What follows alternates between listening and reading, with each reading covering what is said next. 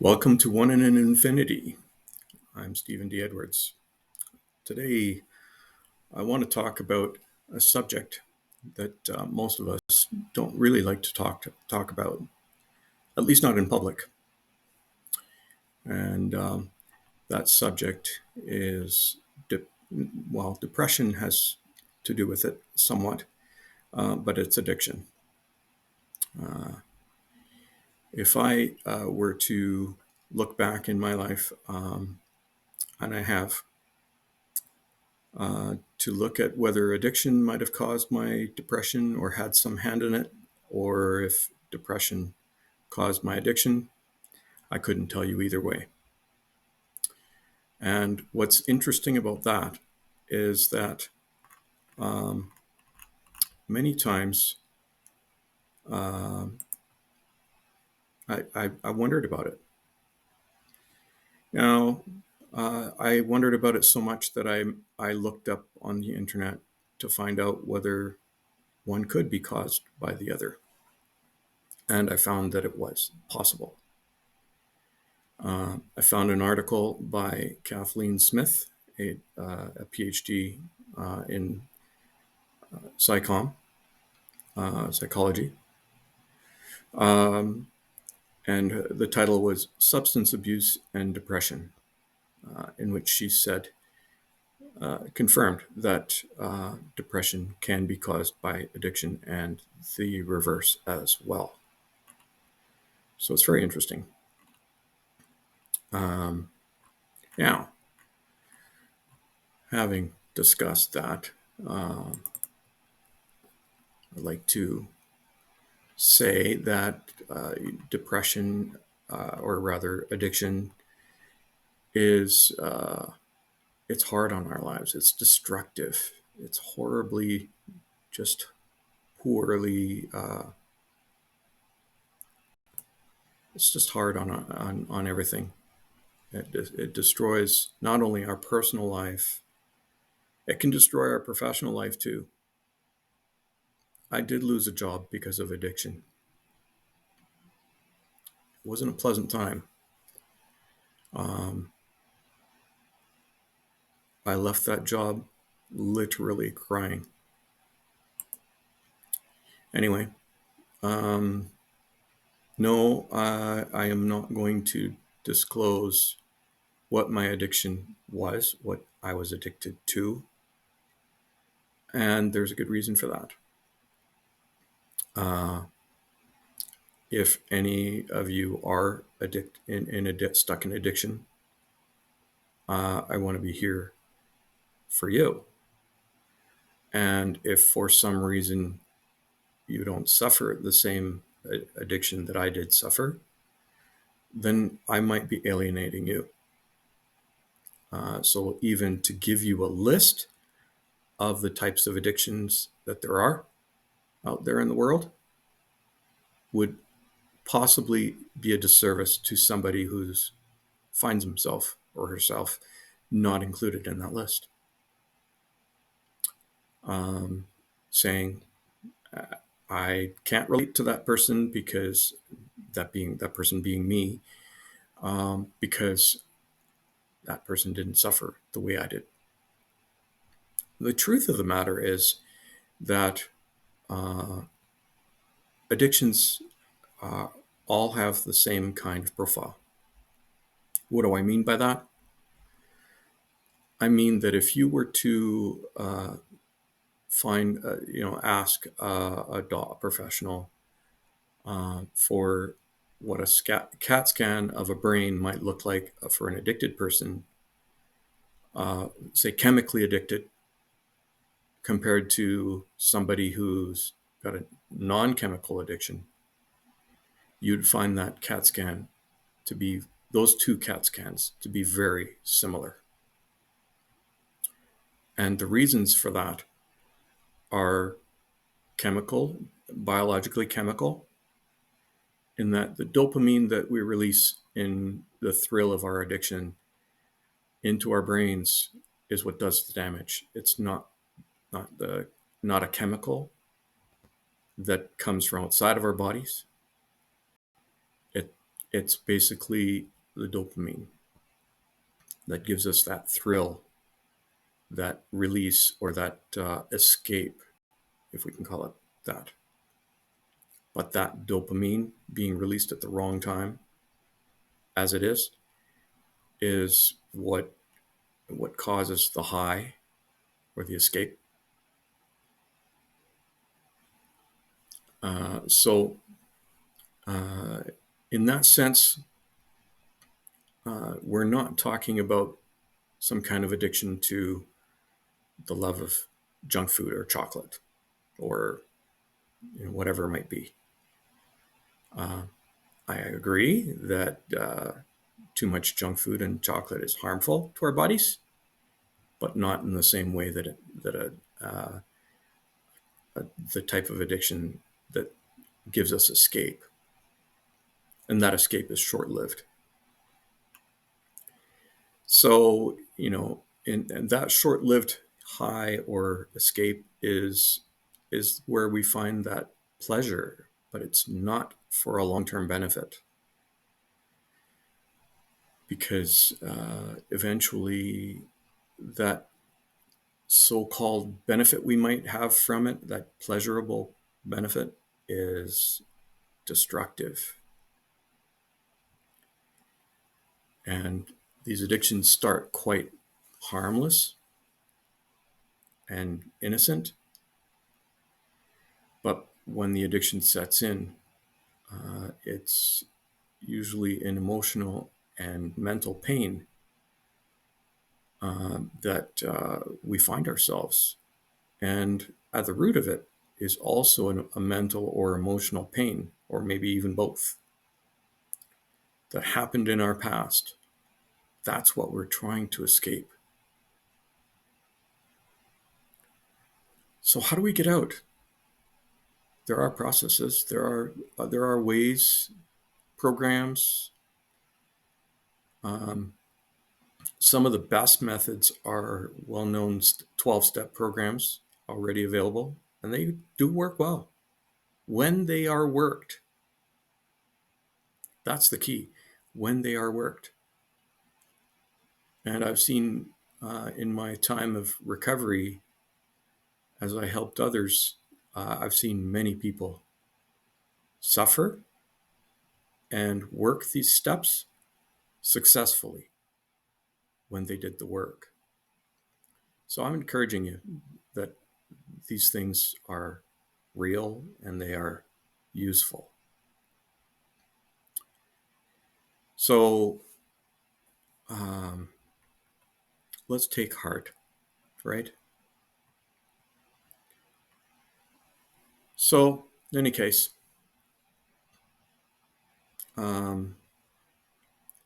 it's possible to recover. I've recovered. I'm through it. And I can say I'm never going back. So what we need is we need a higher power. My higher power is Jesus Christ, as I believe in him. And of course, if you are also a believer in Jesus, I would encourage that if you are stuck in addiction, you've come this far through the video and you haven't turned it off, then you should turn to your higher power, Jesus Christ, as well.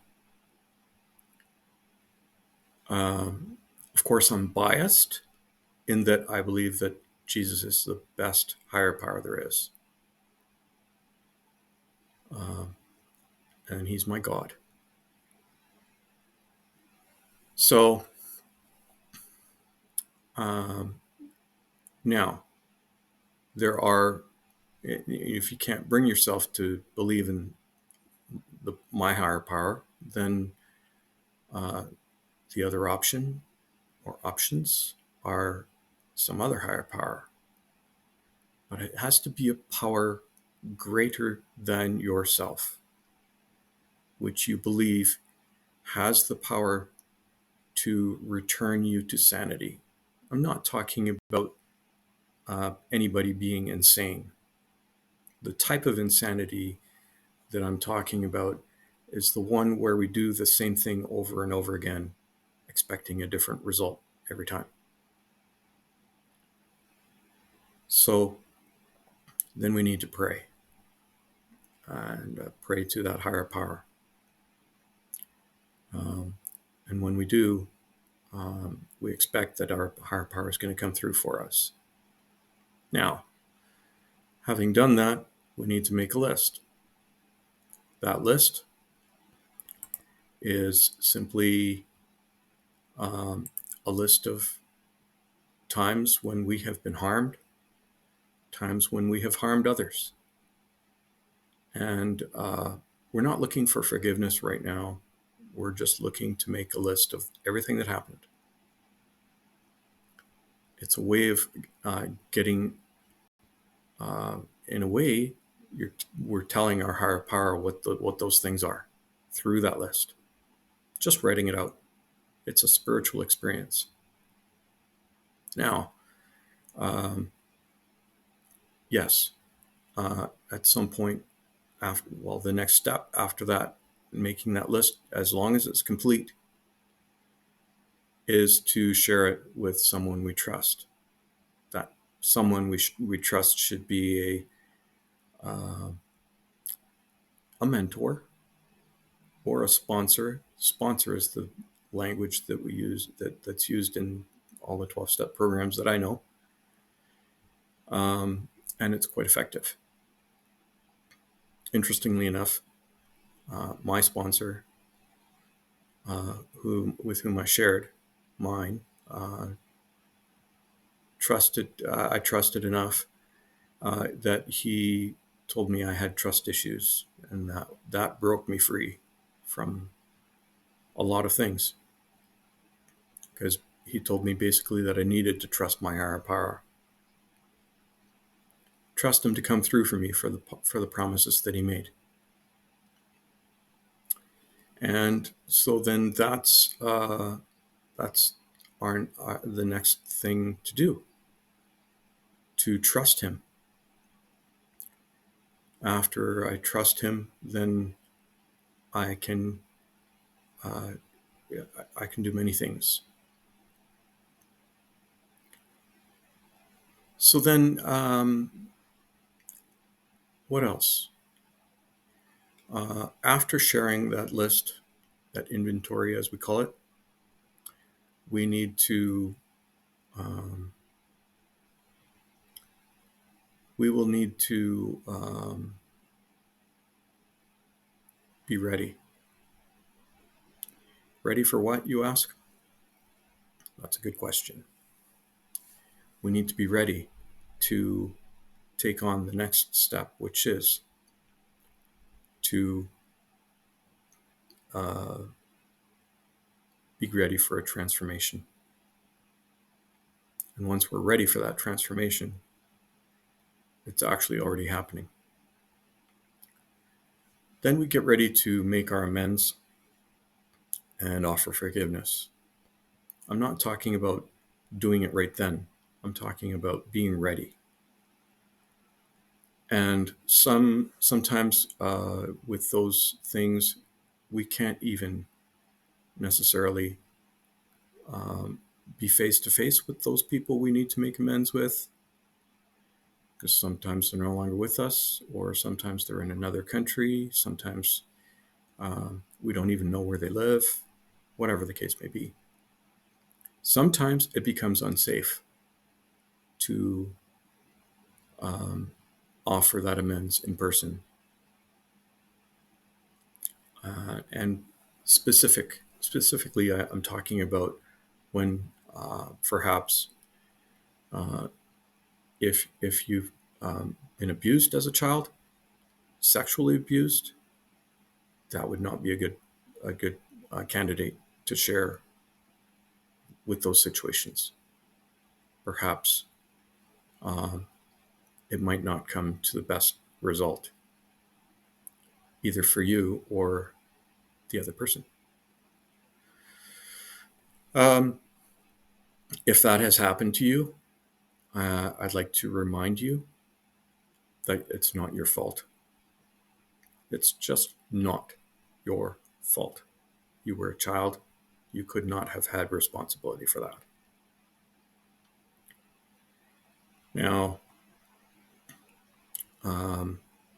as I have already shared in another video about making amends, if we follow that, that's how we can do it.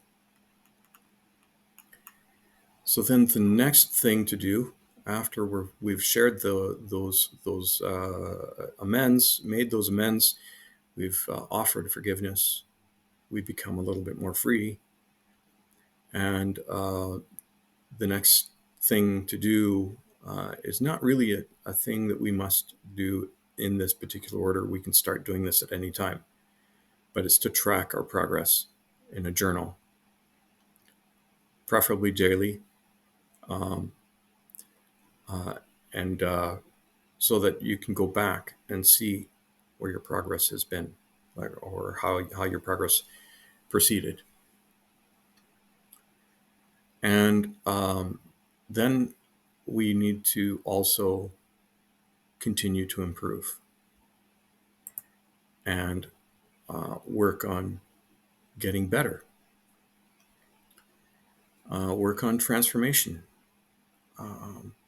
And sometimes that work isn't really done by us. It's done by our higher power. And if your higher power is powerful enough, trust me, it will happen. It can happen. It happened with me. It can happen with anybody. Needless to say, one of the best things that I've been able to do is the last step, which is to stay in the program after my recovery was complete, or after I've been through all the steps, and go through the steps again as one of the guys that I was sponsoring, or several of them, were also going through the steps, and help them through, help them realize the truths about their lives. Speak life into their life, into them. So I'd like to finish this with a prayer. And part of my prayer this time is that, this being the third attempt to record this video, the previous attempts not working in terms of the sound on 2 occasions for 2 different reasons, part of my prayer is that this time it works. So, Father in heaven, I thank you for the opportunity you've given me to be able to share my story, my recovery, my processes of getting through addiction and depression. And I pray that those who are watching, whenever they do watch, now or in the future, that they find what they are looking for, which is that freedom that you offer, that you promise, that abundant life that you offer. Because the devil comes to steal and destroy, and you come that we might have abundant life. And I pray that we can hide in your promises. We can find shelter in and refuge in you, all of us. And I pray this all in your precious name, Jesus. Amen. Well, thank you for watching. If you like this content, please like and subscribe. I will include a link to my book, from which I'm drawing some of this content. So like and subscribe, hit the bell so that you can get more or get notifications of when I release something. And I'll see you next week. Take care.